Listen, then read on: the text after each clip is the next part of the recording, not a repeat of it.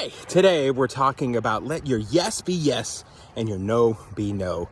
We're continuing our series talking about the Sermon on the Mount in Matthew chapter 5, and we've made it to verse 33. And Jesus says, "You have heard the people said long ago that you should always fulfill your oath."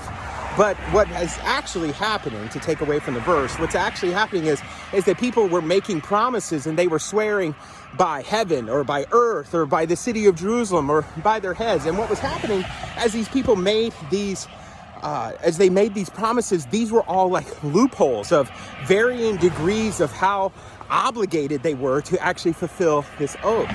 And what Jesus says at the end, he says, simply, you do not need to make an oath at all. Simply let your yes be yes and your no be no. And see, this is what happens in our own lives, is that we are always looking for loopholes. We're looking for ways that we can get out of stuff. As a kid in the 90s, we used to say psych, or we used to like cross our fingers and say, I didn't actually mean it. And all that is making a loophole. It's saying, look, you can't trust me.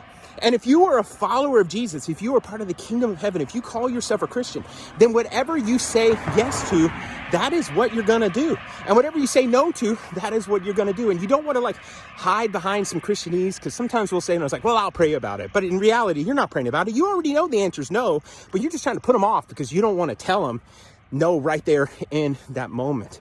So what you need to do is let your yes be yes and let your no be no. Let people trust you.